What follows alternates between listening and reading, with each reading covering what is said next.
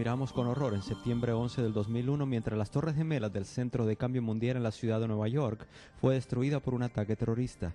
En cosa de horas, el FBI inició una operación masiva de inteligencia para identificar las fuerzas malignas que estaban detrás de este ataque mortal. En esta serie nosotros estamos también haciendo nuestra propia investigación sobre la verdadera naturaleza del verdadero anticristo bíblico. ¿Es una persona abierta, mala, como muchos ven a Osama Bin Laden? ¿Un dictador político como Adolfo Hitler? ¿O podría ser alguien con características cristianas que nadie podría imaginarse? Unámonos a Steve mientras continuamos un viaje profundo en las crónicas del anticristo.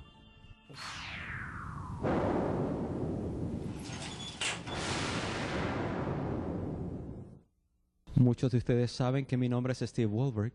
Wohlberg es un nombre muy judío y como una persona judía he estado molesto, horrorizado por los hechos del levantamiento de Adolfo Hitler en la Segunda Guerra Mundial en Alemania. He hecho mucha lectura sobre este hombre y como muchos otros millones de personas, no solamente judíos sino cristianos por todo el mundo, hemos estado horrorizados de aquello que se llamó el Holocausto, aquellos campos de concentración, aquellos crematorios, aquellos baños que no eran baños. Ustedes han escuchado quizás de uno que se llamaba Dachau en Alemania. Visité ese lugar muchos años atrás. Nunca voy a olvidar lo que mis ojos miraron. La realidad horrorizante. Ahora, muchos cristianos hoy, cuando piensan sobre el tema del anticristo, ellos se imaginan que el anticristo puede ser alguien como Adolfo Hitler, alguien que horrorificaría fuera de la iglesia al tiempo del fin y que haría cosas horrorizantes y cosas obvias. Lo que vamos a hacer en esta serie especial de las crónicas del anticristo, vamos a dar una segunda mirada a las ideas populares sobre el anticristo para ver si ellas son reales o qué tiene que decirnos la Biblia. Abran sus Biblias una vez más, Segunda de Tesalonicenses, el capítulo 2. Como mencioné antes, esta serie de las crónicas han sido construidas alrededor de Segunda Tesalonicenses. Como un rayo láser vamos a hacer un análisis sobre estas diferentes frases, este capítulo de Pablo sobre el anticristo, y vamos a hacerlo hoy. Vamos a mirar, vamos a orar. Quiero orar antes de entrar en esto. Si no les importa, vamos a bajar las cabezas para que el Señor nos ayude y bendiga esta reunión.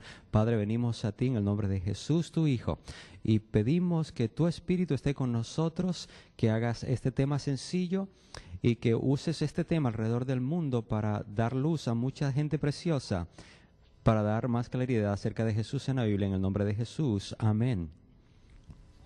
Segunda Tesalonicenses, el capítulo 2. Vamos a empezar con el versículo 1. Pablo le habla a la iglesia temprana, pero con respecto a la venida de nuestro Señor Jesucristo y nuestra reunión con Él, que es lo que estamos deseosos que ocurra. Jesús viene, nos lleva con Él y nos lleva a la gloria. Aleluya. Y ahora en el versículo 3, nadie os engañe en ninguna manera. No te dejes engañar, porque no vendrá sin que antes venga la apostasía. No vendrá sin que venga la apostasía, y hablamos de esto en el tema pasado. Esa apostasía dentro de la iglesia cristiana, vendrá una apostasía primero y entonces se manifieste el hombre de pecado, el hijo de perdición. Esta frase, el hijo de perdición, es la frase de Pablo refiriéndose a algo o a alguien, el anticristo de la profecía bíblica. Lo que vamos a hacer hoy es enfocarnos en esta frase al final del versículo 3, hijo de perdición. ¿La miran? Ese es el título de este tema, hijo de perdición. Y esto es una frase muy, muy misteriosa. Y hay más que se puede encontrar que no mira el ojo en esta frase. Nuestra sociedad estaba haciendo un uso tonto de algunas de lo que se le llama las frases secretas o pasajes secretas. Creo que pasa con todos nosotros. Si llamas a tu banco, llamas por teléfono y le dices, quisiera hacerle una pregunta en relación a mi cuenta, ¿qué es lo que te piden? Ok, déjame tener el apellido de tu mamá. Y yo sé que eres, entonces para saber que eres tú, o tu seguro social, y tú la escribes o lo dices, y entonces ellos saben que eres tú, y esa frase abre la puerta para que tú encuentres información en tu cuenta. Si tú vas en el internet, y esto me toca hacerlo muchas veces, puedes ir a las cuentas de tu banco. Yo no tengo mucho dinero allí, pero cuando tú lo haces, puedes poner, te van a preguntar que pongas un código, que hagas una frase, que la escribas allí, una frase secreta, y cuando lo haces, ¿qué es lo que pasa? Se te abre y puedes buscar la información en tu cuenta. Pasa con cuentas de banco, con cuentas de teléfono, con emails, y depende de lo que tú tengas en tus programas, tienes que estar haciendo esto vez tras vez, y algunas veces es un poquito complicado. ¿Cuál es el código de esto o el código del otro? Sea que lo digamos o sea que lo escribamos, este código, nuestra sociedad está llena de estos pasajes secretos. Ahora lo que les voy a enseñar es que esta frase bíblica, el hijo de perdición, que Pablo usa aquí en referencia al anticristo, esto es una frase secreta que nos va a abrir la puerta al entendimiento de la verdad, que es profunda y muy, muy poderosa. Esto es lo que vamos a hacer, vamos a estudiar acerca de esto. Esta frase, el hijo de perdición, solamente se usa 2 veces en el Nuevo Testamento.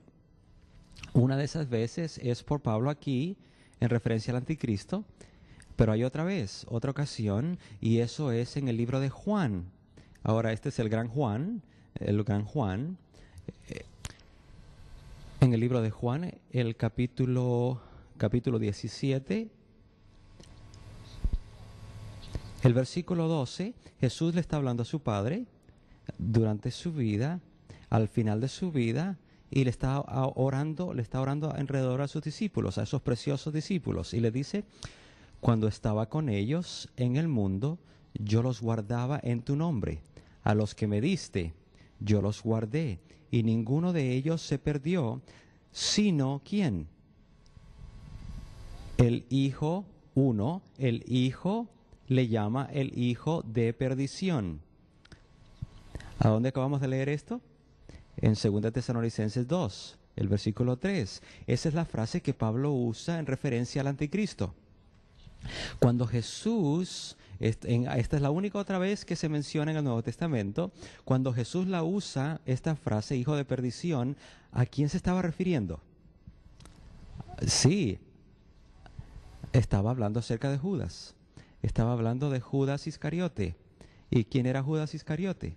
Judas Iscariote era uno de los 12 escogidos discípulos del Señor. Él no estaba fuera, sino dentro, ¿verdad? Él era parte de ese círculo cercano. Vamos a hacer un estudio acerca de Judas. Vamos a ir al libro de Lucas. Lucas, el capítulo 6. Vamos a estudiar de la vida de Judas, acerca del anticristo. Recuerden que Pablo llamó al anticristo el hijo de perdición, y Jesús se refiere a Judas también por esta frase.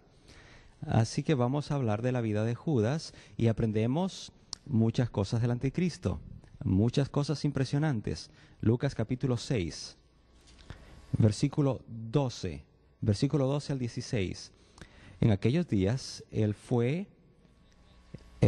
al monte a orar, fue a una montaña a orar, tenía algunas decisiones serias que tomar y necesitaba orar, y pasó la noche orando a Dios. Y cuando era de día, llamó a los discípulos y escogió a 12, ¿a cuántos? A 12 de ellos, a los cuales también los llamó apóstoles: a Simón, a quien también llamó Pedro, a Andrés su hermano, Jacobo y Juan, Felipe y Bartolomé, Mateo, Tomás, Jacobo hijo de Alfeo, Simón llamado Celote, Judas hermano de Jacobo, y Judas Iscariote, que llegó a ser el, ¿qué cosa? El traidor.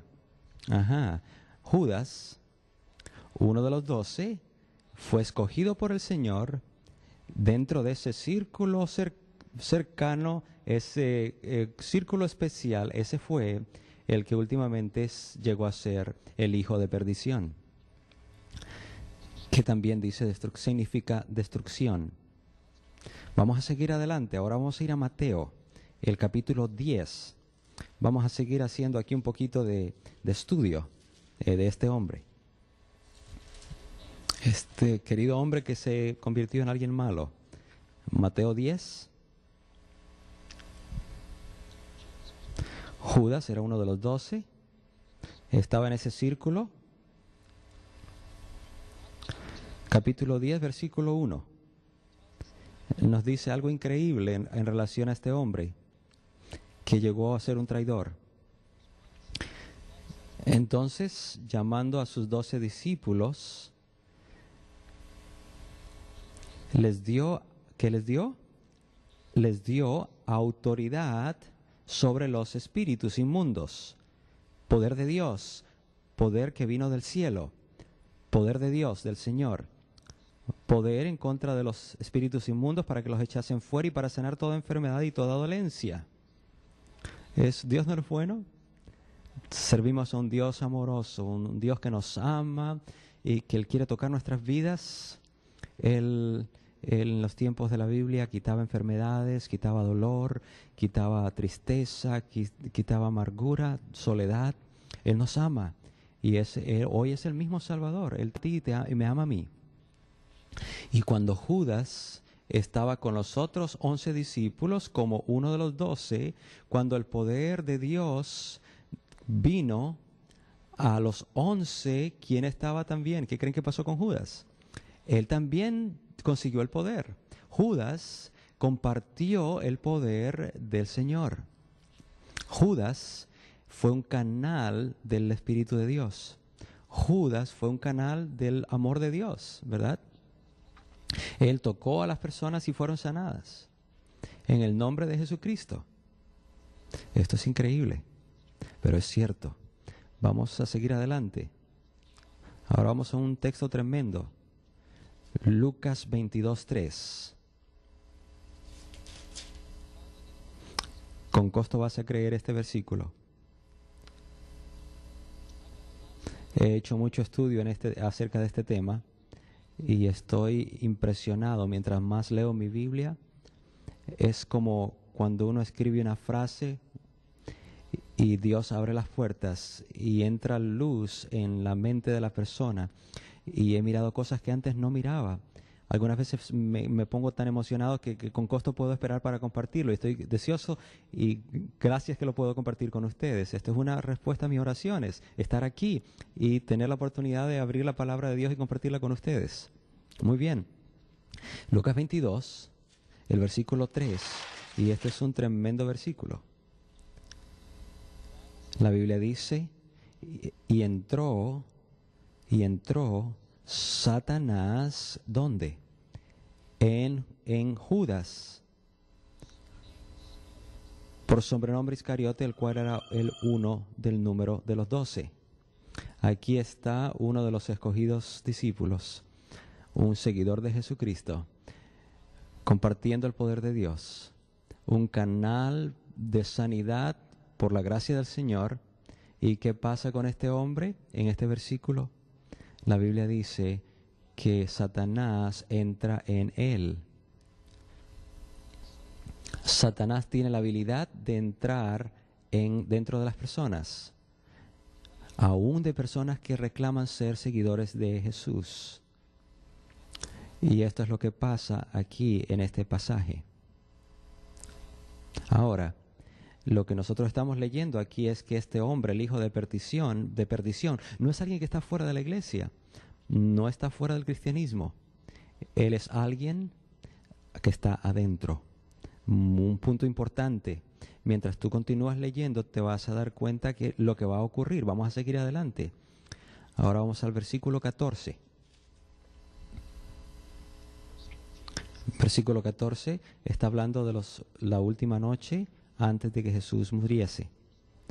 Versículo 14, cuando era la hora, en esa hora final se sentó a la mesa y con él los apóstoles. Ahora, ¿quién estaba entre esos 12? Judas. Él se sentó en la mesa con el Señor aquella noche final. Y entonces en el versículo 15, y les dijo: cuánto he deseado comer con vosotros esta Pascua antes que padezca. Jesús estaba por padecer y él estaba anhelando comer esta comida con sus discípulos escogidos. Y ahí estaba Judas, y esa noche él tomó el pan. ¿Y qué representa el pan? Su cuerpo, el cuerpo que fue quebrantado por nosotros en una cruenta cruz. Y también les pasó el pan a todos y lo comieron. ¿Y quién comió? Judas. Y entonces Jesús tomó la copa, esa copa que representa ¿qué? Su sangre, que fue derramada por nuestros pecados. Y Jesús pasó la copa y los discípulos la tomaron uno por uno. ¿Y quién también la tomó? Judas. Es más, también Jesús llamó a los discípulos, los pies de los discípulos. ¿Y de quién cree también que los lavó? De Judas. Él amaba a Judas. Le lavó sus pies, le dio el pan, le dio el vino. Y Judas estaba allí participando de todo esto. Como los otros discípulos, o cuando los otros discípulos miraban a Judas, ¿qué miraron? ¿Qué miraron en él? Ellos miraron un seguidor de Jesús, ¿verdad? Ellos miraron a uno de los escogidos. ¿Y quién estaba dentro de Judas? Satanás. Sí, Satanás estaba allí en la mesa, dentro de Judas, mientras él comía el pan y tomaba el jugo. Esto es increíble, ¿verdad? Es increíble. El enemigo estaba ahí mismo. Ahora, vamos a ir al Salmo 41, verso 9. Vamos a dar una mirada cercana a esto. Esta es una profecía del Antiguo Testamento que se cumplió por Judas. Versículo 9. La Escritura dice: aún el hombre de mi paz, en quien yo confiaba, el que de mi pan comía, alzó contra mí el calcañar. Este versículo se refiere a lo del Nuevo Testamento en Judas, o sobre Judas, y es el hijo de mi paz, mi propio amigo. Duele ser traicionado por un amigo. Duele. Y le dolió al Señor. El clima de este drama, aquella noche, fue en el jardín del Getsemaní. No vamos a leer todo ahora, pero eso es uno de los dramas más grandes, y fue lo que cambió mi vida en el 79. Cuando estudié el Getsemaní, el Señor abrió mis ojos y pude ver lo que Jesús sufrió por mí, y esto me tocó. Y en esa noche Jesús lloró y sudó por ti y por mí. Él oró por mí, por ti, por todo el mundo. Y Él dice: Padre, si es tu voluntad, quita esta copa de mí. Pero entonces dice: que no sea como yo quiera, sino tu voluntad. Y tomó de la copa del pecado del mundo. Él lo decidió por ti y por mí. Él tomó la copa también de los pecados de Judas esa noche. Después del jardín, vamos a ir a Mateo 26.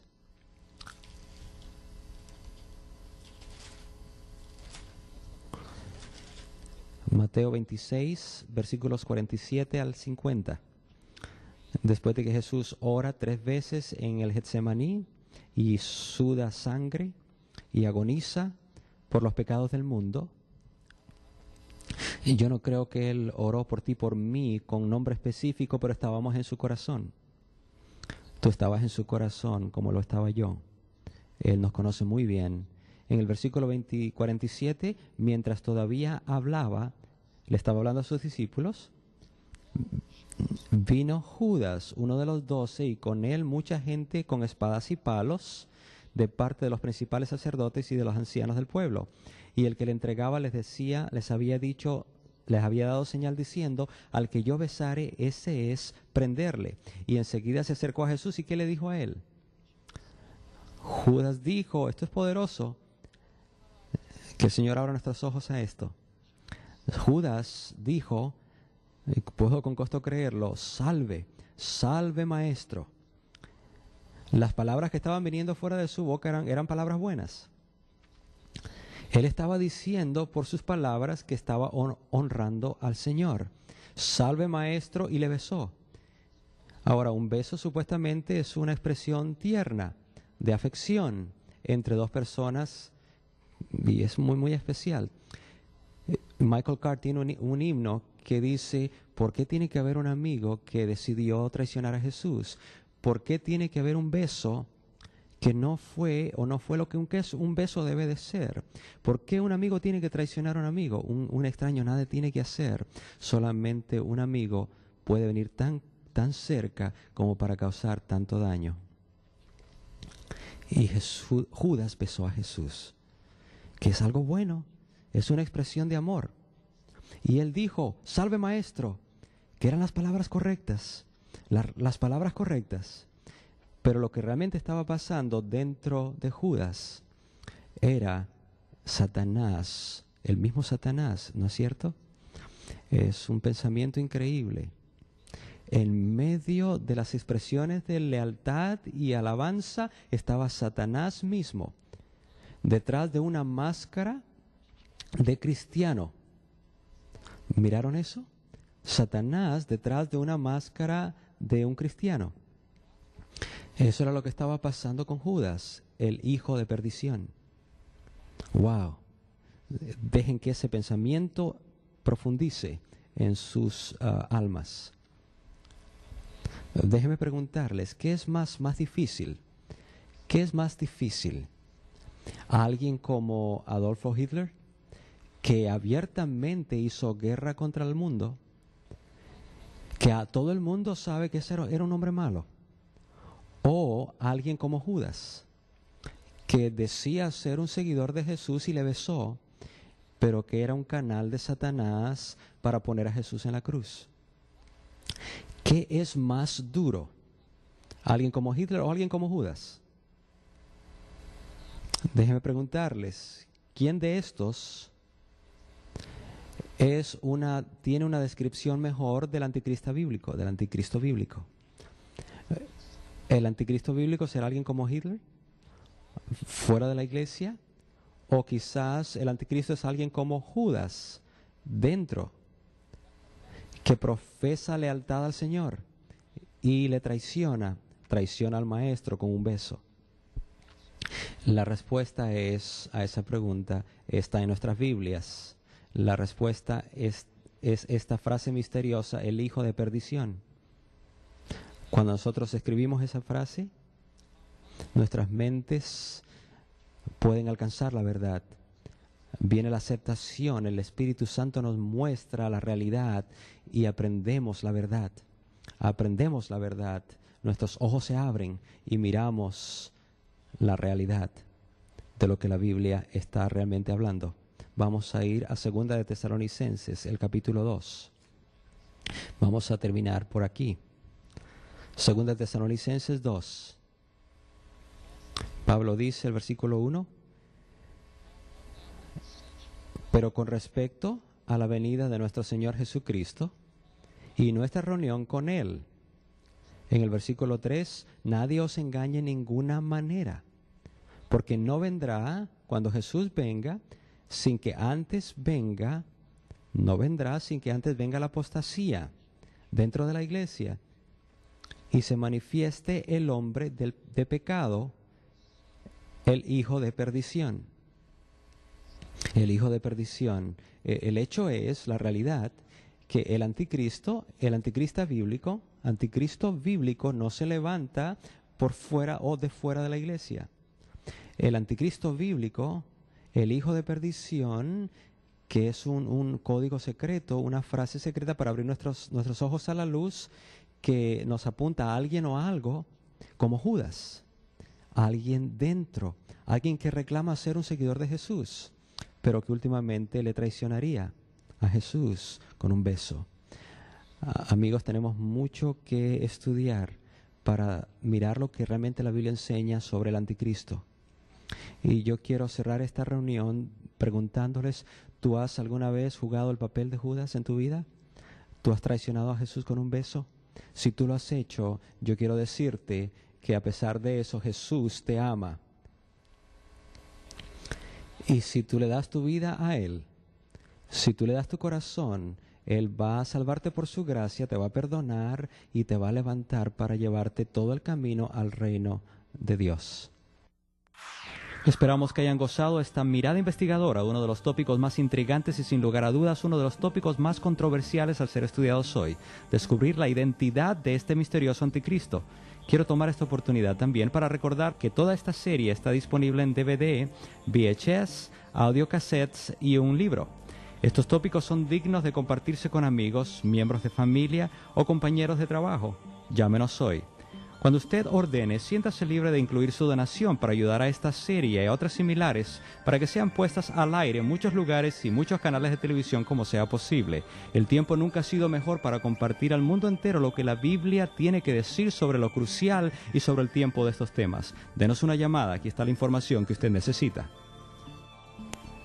Para ordenar el libro más vendido de Steve Woolrich, Las Crónicas del Anticristo, o para tener la serie en video, audio o DVD, llame al 1-800-795-7171 o escriba a Texas Media Center, P.O. Box 330489, Fort Worth, Texas 76163. Tenemos mucha más investigación y más descubrimientos que llevar adelante mientras seguimos adelante la investigación de las crónicas del anticristo. Steve va a examinar todo lo que tiene que ver con el anticristo y el templo. Usted no se lo quiere perder. Gracias por mirar. El enfoque último en este drama del tiempo del fin con la reconstrucción del templo tiene que ver mucho con lo del anticristo para venir, entrar en el templo y reclamar y decir que Él es Dios. Lo que vamos a hacer en esta reunión, vamos a dar una mirada cercana a esa enseñanza y vamos a examinarla de una manera más cuidadosa acerca de lo que dice Segunda de Tesalonicenses. Esto es una de las razones, lo que dice Segunda de Tesalonicenses, por lo cual muchos están mirando hacia el templo o están observando lo que pasa entre Israel y la PLO, las conversaciones de paz. Muchos cristianos sinceros piensan que lo que está pasando allá es lo que va a tener un significado específico para el final del tiempo.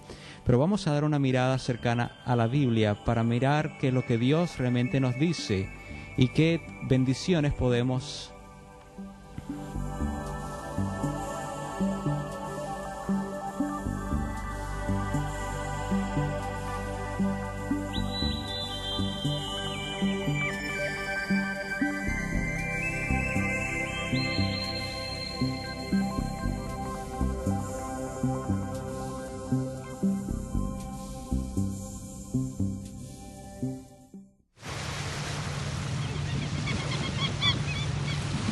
que no eran baños. Ustedes han escuchado quizás de uno que se llamaba Dockout en Alemania. Visité ese lugar muchos años atrás. Nunca voy a olvidar lo que mis ojos miraron. La realidad horrorizante. Ahora, muchos cristianos hoy, cuando piensan sobre el tema del anticristo, ellos se imaginan que el anticristo puede ser alguien como Adolfo Hitler. Alguien que horrorificaría fuera de la iglesia al tiempo del fin y que haría cosas horrorizantes y cosas obvias. Lo que vamos a hacer en esta serie especial de las crónicas del anticristo, vamos a dar una segunda mirada a las ideas populares sobre el anticristo para ver si ellas son reales o qué tiene que decirnos la Biblia. Abran sus Biblias una vez más, Segunda de Tesalonicenses, el capítulo 2. Como mencioné antes, esta serie de las crónicas han sido construidas alrededor de Segunda Tesalonicenses. Como un rayo láser vamos a hacer un análisis sobre estas diferentes frases, este capítulo de Pablo sobre el anticristo, y vamos a hacerlo hoy. Vamos a mirar, vamos a orar. Quiero orar antes de entrar en esto. Si no les importa, vamos a bajar las cabezas para que el Señor nos ayude y bendiga esta reunión. Padre, venimos a ti en el nombre de Jesús, tu Hijo, y pedimos que tu Espíritu esté con nosotros, que hagas este tema sencillo y que uses este tema alrededor del mundo para dar luz a mucha gente preciosa para dar más claridad acerca de Jesús en la Biblia. En el nombre de Jesús, amén. Segunda Tesalonicenses, el capítulo 2. Vamos a empezar con el versículo.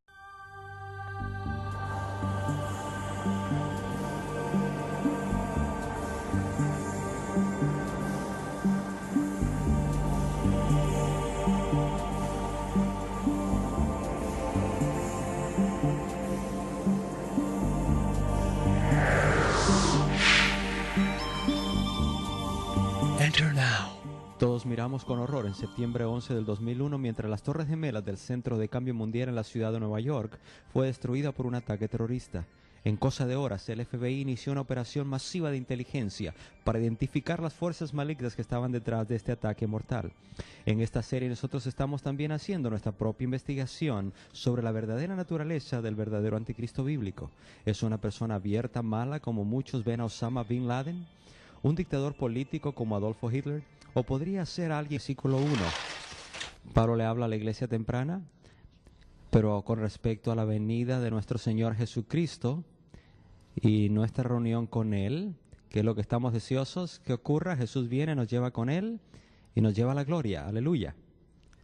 Y ahora en el versículo 3, nadie os engañe en ninguna manera. No te dejes engañar, porque no vendrá sin que antes venga la apostasía.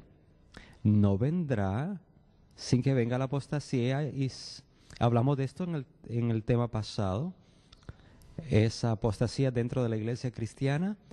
Vendré una apostasía primero y entonces se manifieste el hombre de pecado, el hijo de perdición. Esta frase, el hijo de perdición, es la frase de Pablo refiriéndose a algo o a alguien con características cristianas que nadie podría imaginarse.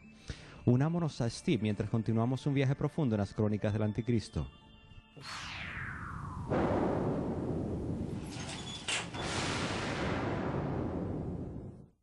Muchos de ustedes saben que mi nombre es Steve Wohlberg. Wohlberg es un nombre muy judío y como una persona judía he estado molesto, horrorizado por los hechos de levantamiento de Adolfo Hitler en la Segunda Guerra Mundial en Alemania. He hecho mucha lectura sobre este hombre y como muchos otros millones de personas, no solamente judíos sino cristianos por todo el mundo, hemos estado horrorizados de aquello que se llamó el Holocausto, aquellos campos de concentración, aquellos crematorios, aquellos baños